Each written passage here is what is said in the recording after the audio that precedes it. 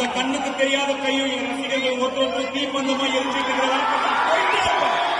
குபேர படத்தோட இசை வெளியீட்டு விழால தனுஷ் சொல்லிருக்கிற விஷயம் இப்ப சோசியல் மீடியால ரொம்ப வைரலா ஸ்ப்ரெட் ஆயிட்டு இருக்கு.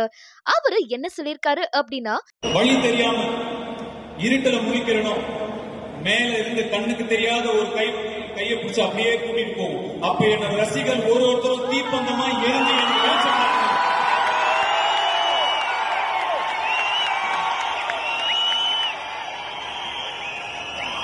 நீங்க என்ன பத்தி எவ்வளவு வேணா வதந்திகளை பரப்புங்க,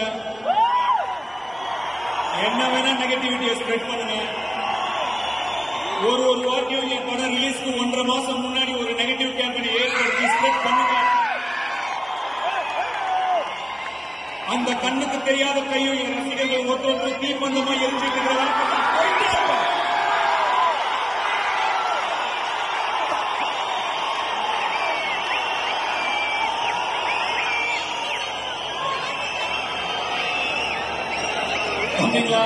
கொஞ்சம் தள்ளி போய் விளையாடுங்க ராஜா.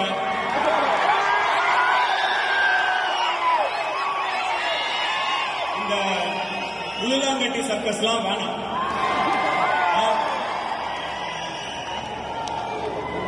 இங்க இருக்கிறவங்க எல்லாம் என் ரசிகர்கள் மட்டும் கிடையாது, 23 வருஷமா என் கூடயே வந்த என் கம்பெனியன்ஸ்,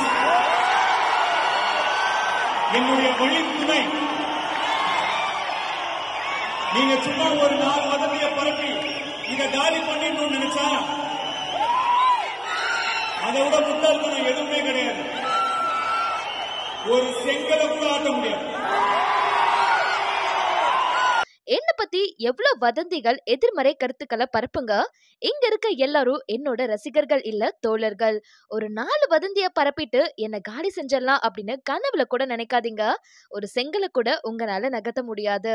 காரணம் அதை விட முட்டாள்தனம் வேற எதுவுமே இல்ல. ஒரு வேளை சாப்பாட்டுக்கு கூட வக்கில்லாம இருந்திருக்கேன். இப்போ நல்ல நிலைமையில இருக்கேன். எந்த நிலைமையில இருந்தாலும் நான் சந்தோஷமா இருப்பேன். யாரா இருந்தாலும் எண்ணம் போல்தான் வாழ்க்கை.